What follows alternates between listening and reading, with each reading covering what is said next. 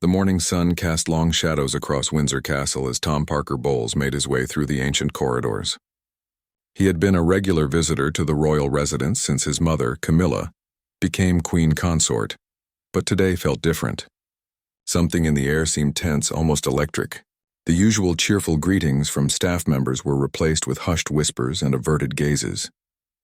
Tom clutched his leather messenger bag closer to his side, feeling an inexplicable sense of unease settle over him. As he approached the private family quarters where his mother resided, two royal guards stepped forward from their posts.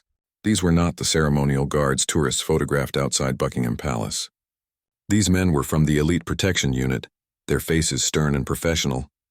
The taller of the two, a man with steel-gray eyes and a military bearing, raised his hand in a gesture that was polite but unmistakably authoritative. Tom stopped in his tracks, confusion flickering across his face. He had walked these halls countless times before without any such interruption. The guard cleared his throat and spoke in a measured tone that carried years of training. He explained that new security protocols had been implemented following recent concerns about potential security breaches within the royal household.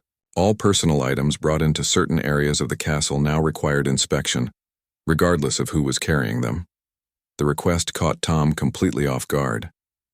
He looked from one guard to the other, searching their faces for any sign of levity, any indication that this might be some kind of elaborate joke, but their expressions remained unchanged, professional and unwavering. Tom felt his cheeks flush with a mixture of embarrassment and indignation. He was the queen consort's son, for heaven's sake. Surely there must be some mistake, some misunderstanding that could be quickly cleared up with a phone call or a word to the right person.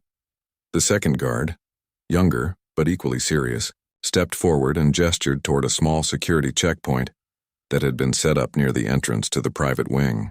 Tom noticed for the first time the portable scanning equipment and the small table, where other items lay waiting to be examined. His mind raced as he tried to process what was happening. Had there been a specific threat? Was this happening to everyone, or had he somehow been singled out? The questions multiplied in his mind, each one more troubling than the last. With reluctant steps, Tom moved toward the checkpoint. His messenger bag suddenly felt heavier than it had moments before. He set it down on the table with more force than he intended, the sound echoing in the quiet corridor. The contents were innocent enough, or so he thought. A few cookbooks he had been reviewing for his food writing work. His laptop, a notebook filled with recipe ideas, his phone, and various other personal items that seemed utterly mundane in the light of day. The guards began their inspection with methodical precision. They opened each cookbook, fanning through the pages as if secret documents might be hidden between recipes for beef Wellington and chocolate torte. They examined his laptop, though they did not attempt to access it. The notebook received particular scrutiny, with one guard carefully reading through several pages of Tom's handwritten notes about Mediterranean cuisine and seasonal ingredients. Tom stood to the side, his arms crossed over his chest, trying to maintain his composure. He understood that security was important, especially in these uncertain times. The royal family had faced threats before, and precautions were necessary. But this felt personal, invasive in a way that made his stomach tighten with anxiety. He wondered if his mother knew this was happening, if she had been informed that her own son was being subjected to such scrutiny. As the inspection continued, Tom became aware of other people in the corridor. Staff members hurried past, their eyes darting toward the scene before quickly looking away. He could practically feel their curiosity, their questions about what was happening and why Tom Parker Bowles, of all people, was being searched like a common visitor. The humiliation burned in his chest, but he forced himself to remain calm and cooperative. Making a scene would only make things worse. The guards eventually finished their examination of his belongings. They repacked his bag with the same care they had used in unpacking it, returning each item to its proper place. The senior guard looked at Tom and gave a slight nod, indicating that he was free to proceed. But there was no apology, no explanation beyond what had been offered initially. Tom reclaimed his bag, his fingers trembling slightly as he slung it over his shoulder. As he walked away from the checkpoint, Tom's mind was a whirlwind of emotions. Part of him wanted to march straight to his mother and demand an explanation. Another part wanted to find whoever had implemented these new protocols and give them a piece of his mind. But mostly he felt a deep sense of hurt and confusion. Had his relationship with the royal family changed so fundamentally? Was he now seen as an outsider, someone who could not be fully trusted? What Tom did not know, what he could not have known in that moment, was that this inspection was not random. It was not part of any routine security enhancement. Behind closed doors, discussions had been taking place at the highest levels of the royal household. Concerns had been raised, questions had been asked, and decisions had been made that would soon shake the very foundations of the royal family. And at the center of it all, making choices that would surprise everyone who thought they knew him, was Prince William. The wheels of palace intrigue had been set in motion, and Tom Parker Bowles had just become an unwitting player in a drama that was far bigger and more complex than a simple security check. The true story of what was happening and why William had taken such unprecedented action was about to unfold in ways that no one could have predicted. 3 weeks before Tom's uncomfortable encounter with the royal guards, Prince William sat in his private study at Kensington Palace, his jaw clenched as he reviewed a confidential security report. The document before him detailed several concerning incidents that had occurred over the past 6 months. Small things, perhaps, but when viewed together, they painted a troubling picture that he could no longer ignore. The Prince of Wales took his responsibilities seriously, and protecting his family was paramount among them.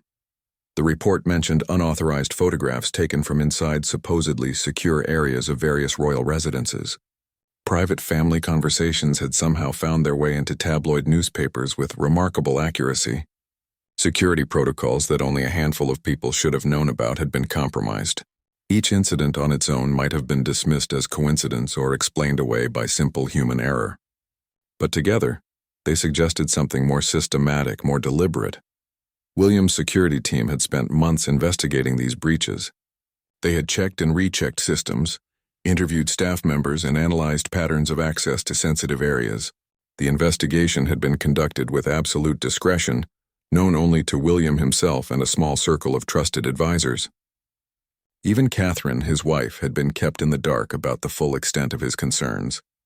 He did not want to worry her unnecessarily, not when he was still gathering information and trying to understand the full scope of the problem. As William read deeper into the report, he came across a section that made his blood run cold. The investigation had identified a pattern in the timing of the security breaches. They seemed to coincide with visits from extended family members who were not part of the core working royal family. The correlation was not perfect, but it was strong enough to warrant serious attention. The security team was careful to note that correlation did not necessarily imply causation, but the pattern was too significant to dismiss. One name appeared more frequently than others in the analysis. Tom Parker Bowles had been present at or near several of the locations where breaches had occurred. Again, the report was careful to emphasize that this proved nothing.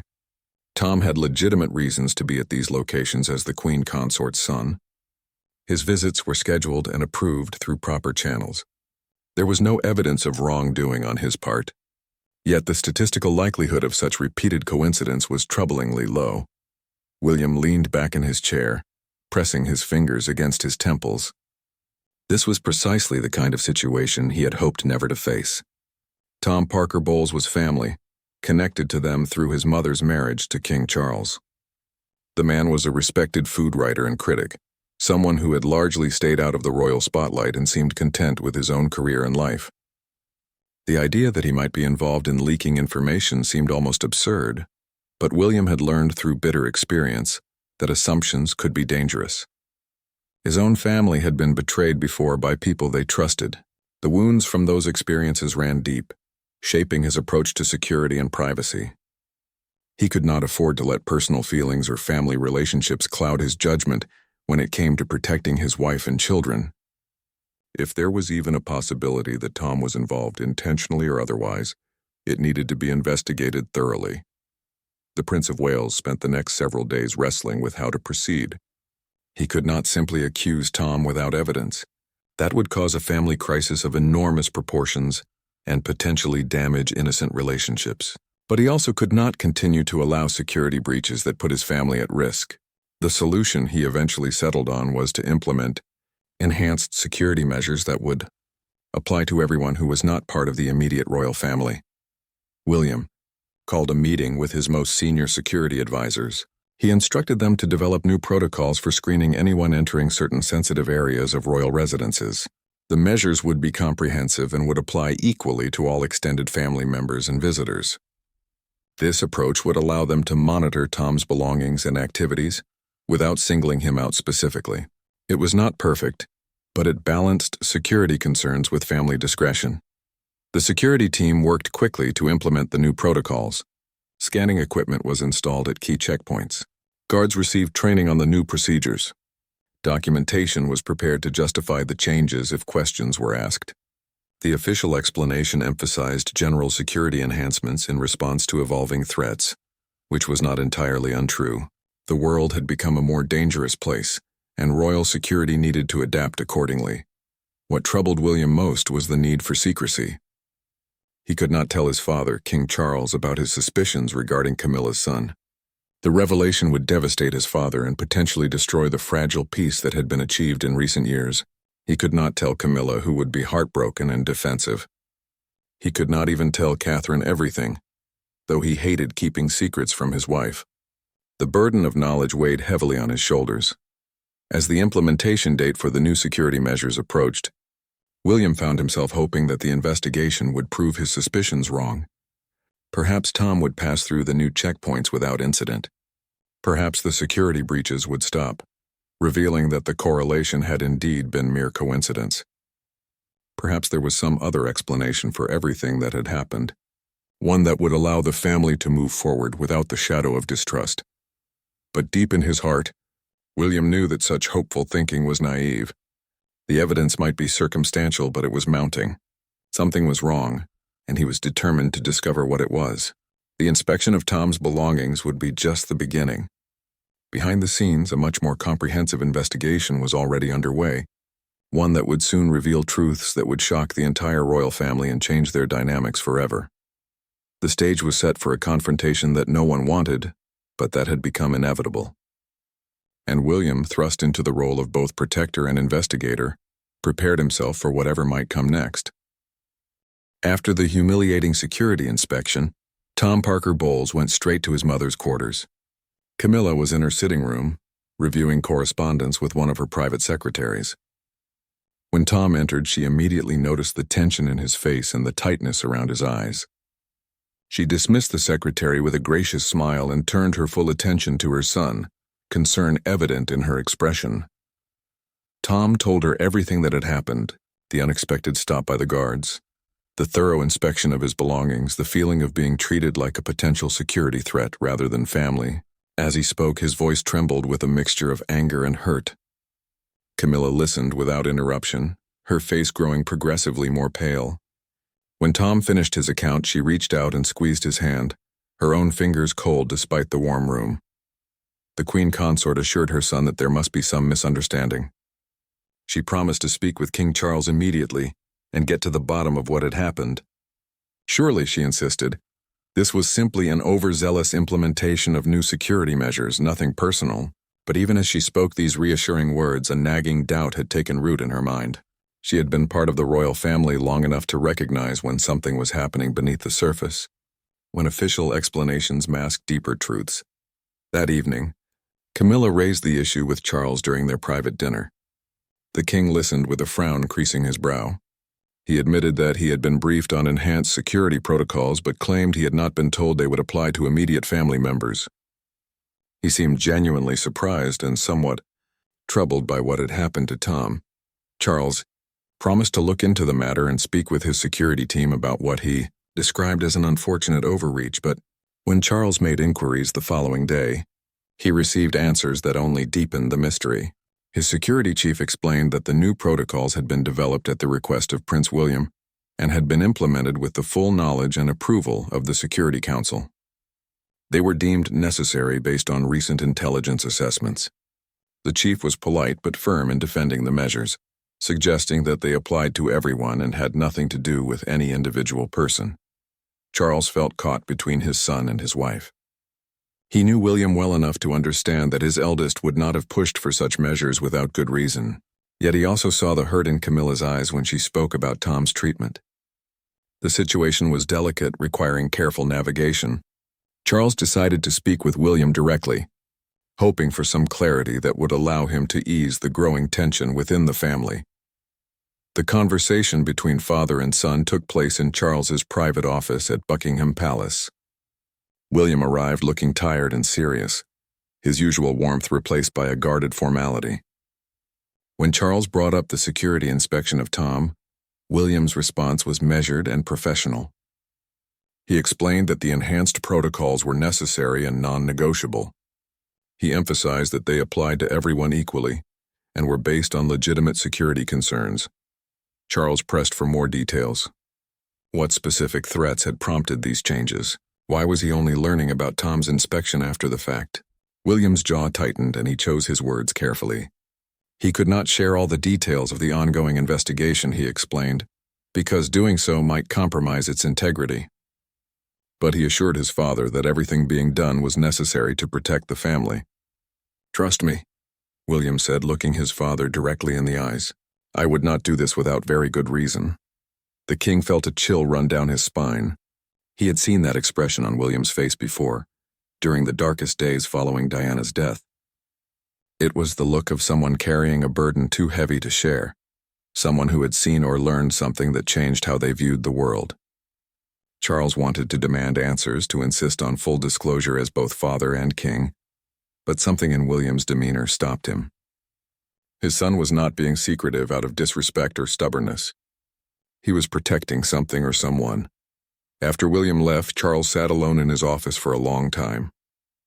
He thought about the complexities of family and duty, about the secrets that inevitably accumulated in any institution as old and powerful as the monarchy. He thought about Camilla and how this situation was putting strain on their marriage. Most of all, he thought about the disturbing possibility that William's suspicions, whatever they were, might be justified. Meanwhile, in another part of London, Tom Parker Bowles sat in his home office staring at his phone. He had received a text message from an unknown number. The message was brief and cryptic, suggesting that the sender had information about why he had been subjected to the security inspection. It offered to meet and explain everything. Tom's finger hovered over the reply button, uncertainty gripping him. Should he respond? Was this legitimate, or was it some kind of trap? The message seemed to know details about the inspection that should not have been public knowledge. It mentioned the guards who had searched his bag, the types of items they had examined, even the time of day when the inspection occurred. This level of detail suggested either an insider source or sophisticated surveillance. Tom felt his anxiety spike. What had he stumbled into? Why was someone watching him closely enough to know these things? As night fell over London, 3 separate conversations were taking place. Camilla spoke with her trusted friends, trying to understand what was happening and why her son had been treated with such suspicion.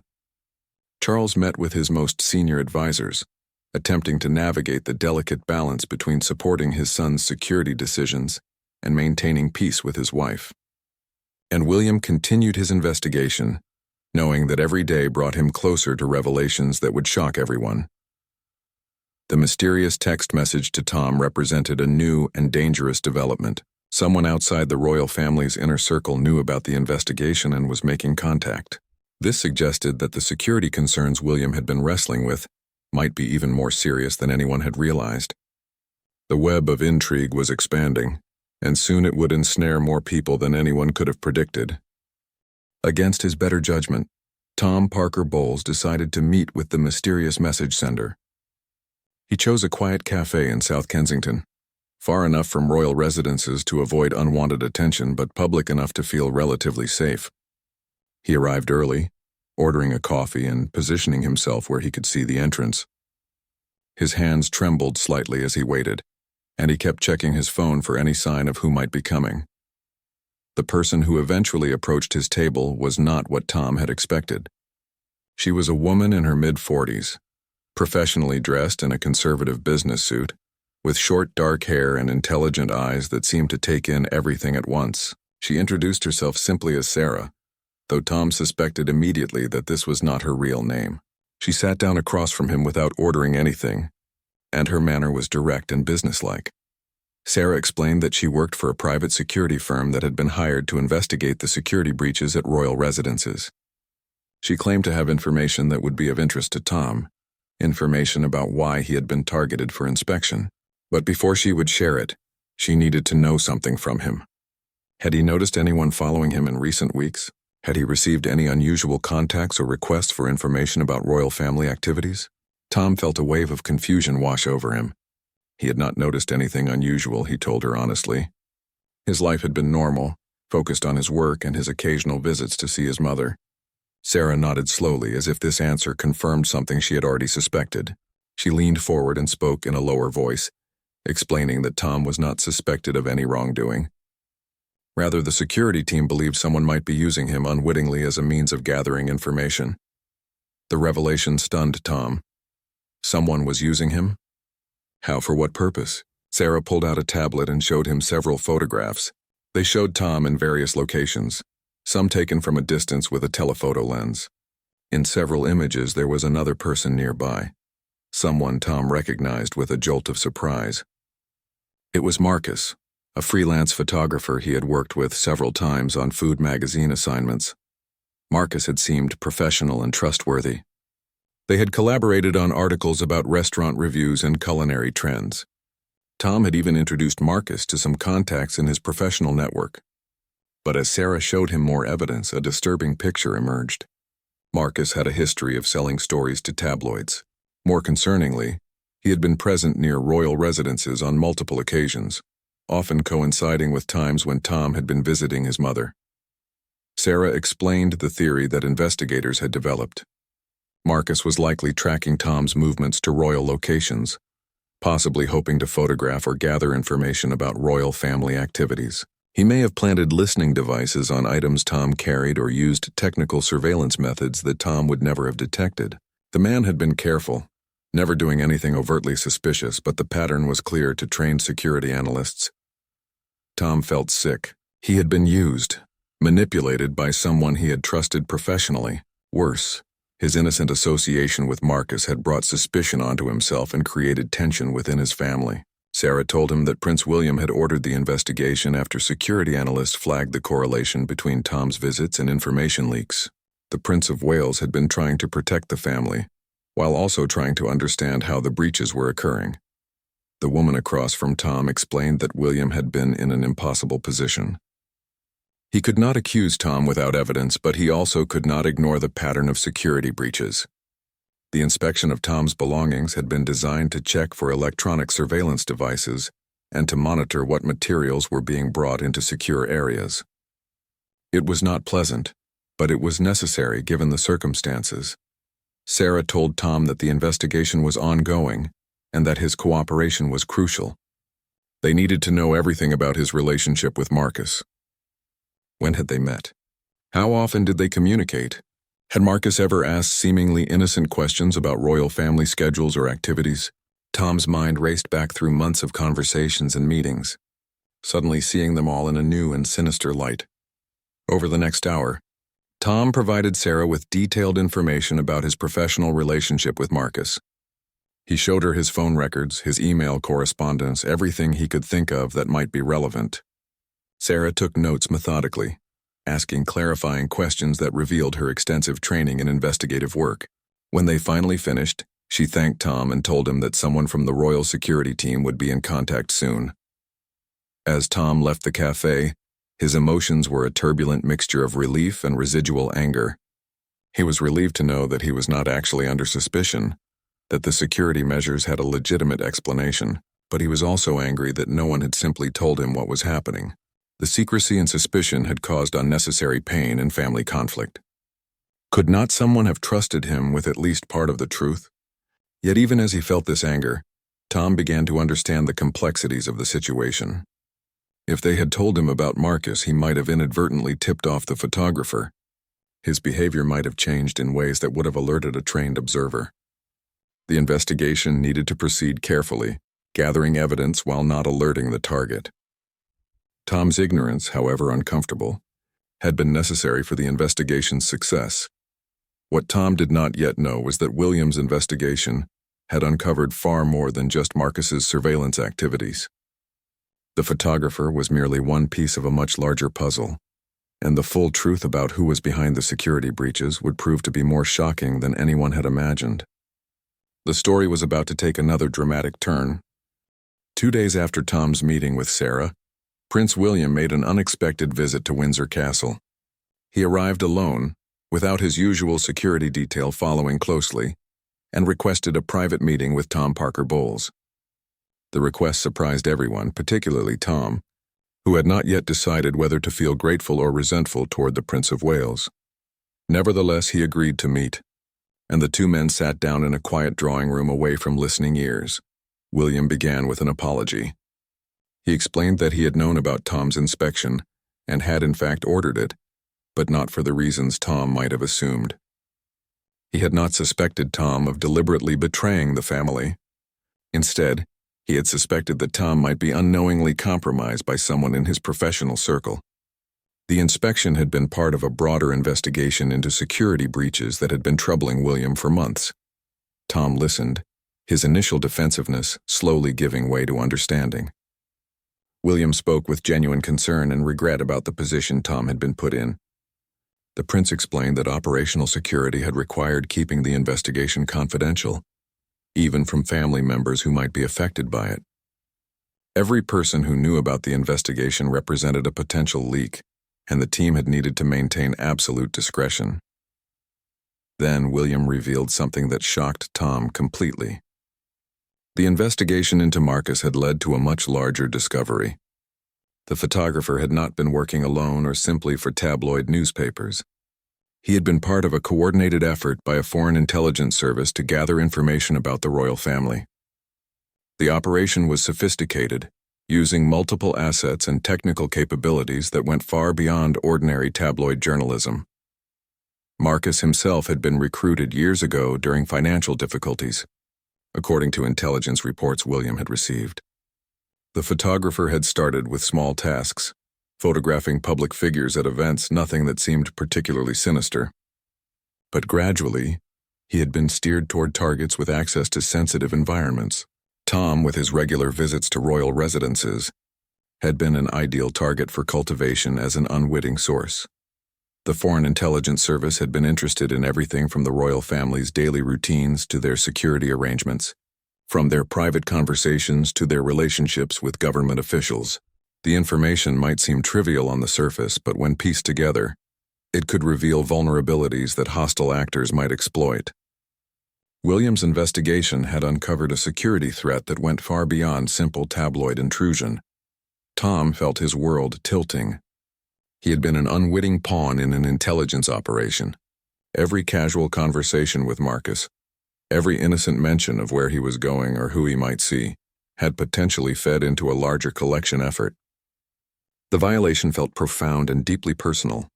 William seemed to understand his distress and waited patiently while Tom processed the information. The Prince of Wales explained what would happen next.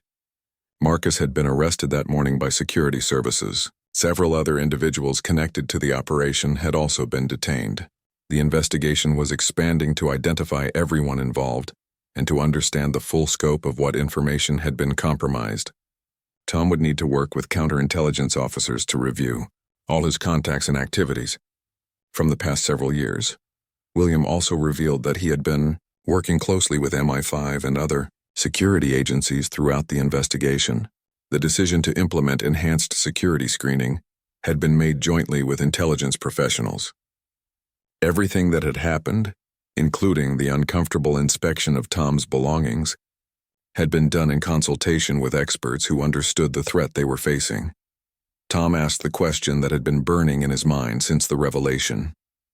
Why had no one simply told him about Marcus? Why allow him to continue the relationship and maintain contact with someone dangerous? William's answer was sobering. If they had warned Tom, his behavior would have changed.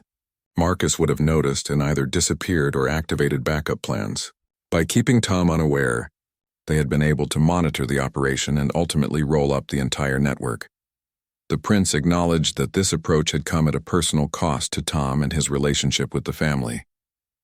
William expressed genuine regret about that, but he emphasized that the stakes had been too high to handle things differently. The security of the entire royal family, including Tom's own mother, had been at risk. Sometimes, William said quietly, protecting people means making decisions they would not choose for themselves if they knew all the circumstances. As their conversation drew to a close, William extended his hand to Tom. He thanked him for his cooperation and for his understanding, even though that understanding had come after considerable pain and confusion. He promised that going forward, Tom would be briefed on security matters that directly affected him. The family had learned hard lessons from this experience, and changes would be made to prevent similar situations in the future. Tom shook William's hand, feeling a complex mixture of emotions. He understood the necessity of what had been done, but that understanding did not erase the hurt of feeling suspected and isolated. Yet he also felt a new respect for William, who had shouldered an enormous burden in silence to protect everyone. The Prince of Wales had made difficult decisions that had temporarily damaged family relationships, but had ultimately kept them all safe. As William left Windsor Castle, Tom remained in the drawing room, thinking about everything he had learned. The world seemed more dangerous now, more complicated, but he also felt a renewed sense of connection to his extended royal family, understanding that they faced threats he had never fully appreciated. The experience had changed him, and it had changed his understanding of what it meant to be connected, however distantly, to the crown. 3 months after the revelation of the foreign intelligence operation, a remarkable gathering took place at Sandringham House. King Charles had called an informal family meeting, one that included not just working royals but also extended family members like Tom Parker Bowles. The purpose was to address what had happened and to discuss how the family would move forward together in light of the security threats they faced. The mood in the drawing room was initially tense. Camilla sat beside her son, her hand protectively on his arm. Catherine was there with William, providing quiet support to her husband who had carried so much alone. Prince Harry had been briefed separately and had sent a message of support, understanding from his own experiences the difficulties of balancing security with family relationships. The king himself seemed older somehow, as if the revelation of the intelligence operation had reminded him of vulnerabilities he had hoped to never confront. Charles began the meeting with a frank acknowledgement of what had occurred. He praised William for his handling of a complex and dangerous situation, even though it had created temporary rifts within the family. The king also apologized to Tom for the distress he had experienced, explaining that the secrecy had been necessary but regrettable. He emphasized that Tom had always been considered family, and that nothing about the investigation had been meant to suggest otherwise. Tom spoke next, his voice steady despite the emotion behind his words. He acknowledged his initial hurt and confusion, but expressed his understanding of why things had been handled as they were. He thanked William for the private briefing and for the apology, both of which had helped him process what had happened. Most importantly, Tom emphasized his commitment to supporting his mother and being a responsible member of the extended royal family, with a new awareness of the security challenges they all faced. William then shared details about the changes being implemented in response to what they had learned. Enhanced security protocols would continue, but there would be better communication with family members about why certain measures were necessary. A new liaison system would be established, so that extended family members would have a point of contact for security questions and concerns. Regular security briefings would be offered to anyone who wanted to understand the threats the family faced. The Prince of Wales also revealed that the intelligence operation they had uncovered was more extensive than initially thought. Several other public figures in Britain had been targeted by the same network. The arrests had disrupted a significant intelligence collection effort, and cooperation between British security services and allied nations had led to additional arrests abroad. The investigation was ongoing, but the immediate threat to the royal family had been neutralized. Camilla spoke about the importance of maintaining family unity in the face of external threats. She acknowledged that her initial reaction had been to defend her son without fully understanding the situation. She thanked William for his patience with her concerns and for his commitment to both security and family relationships. Her words helped ease some of the remaining tension in the room, reminding everyone that they were, at the end of the day, a family trying to navigate extraordinary circumstances. The conversation shifted to more personal topics as the meeting continued. Stories were shared, some humorous and some serious, about past security scares and close calls that most of them had never discussed before. The sharing created a sense of shared experience, a recognition that they all lived with unusual pressures and vulnerabilities. Tom found himself understanding his mother's world in ways he never had before, seeing both its privileges and its profound challenges. As the afternoon wore on, the atmosphere in the room shifted from formal to genuinely warm. Tea was served and the conversation became more relaxed. Tom and William found themselves talking about their children, sharing the universal experiences of parenthood that transcended royal titles and security concerns.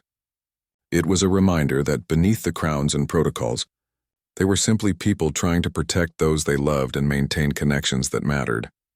Before the gathering concluded, Charles made one final announcement. The family had established a private fund to support security education and awareness, particularly for those who might be targeted because of their connections to public figures.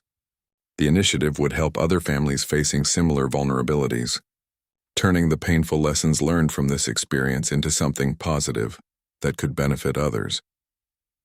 As everyone prepared to leave Sandringham, Tom found himself walking with William through the estate gardens. The two men talked quietly about what had happened and what they had learned. William admitted that he had lost sleep over the decisions he had made, worried about the hurt they might cause even as he remained convinced they were necessary. Tom told him that he understood, that understanding had come with time and information, but that it had come. The Prince of Wales shared something he had not mentioned in the larger meeting. The investigation had revealed that Tom had never inadvertently passed along any seriously damaging information, despite Marcus's best efforts. Tom's natural discretion and his limited involvement in royal activities had actually protected sensitive information quite well. The surveillance had gathered mostly innocuous details that, while concerning from a security standpoint, had not compromised anything critical. This revelation brought Tom an unexpected sense of relief. His worst fear had been that his naivety or carelessness had caused real harm to his family. Knowing that he had, in some small way, protected them even while being targeted himself, gave him a measure of peace. William seemed to understand this and had shared the information deliberately, knowing it would matter to Tom. In the weeks and months that followed, life gradually returned to a new normal.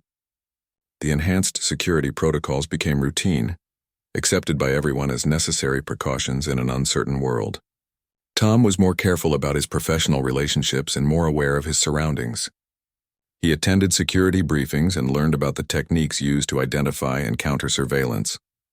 The experience had changed him, making him more vigilant but also more appreciative of the protective structures around his family. What had begun with a humiliating security inspection had ultimately strengthened family bonds and exposed threats that might have continued undetected for years. William's actions, shocking and painful in the moment, had proven to be the right ones. The Prince of Wales had shown the kind of leadership that balanced compassion with duty, that made hard choices while trying to minimize harm. It was the kind of leadership the monarchy would need in the years ahead, and everyone in the family knew they were fortunate to have it. The crisis had passed, but the lessons learned would shape how the royal family approached security and trust for generations to come.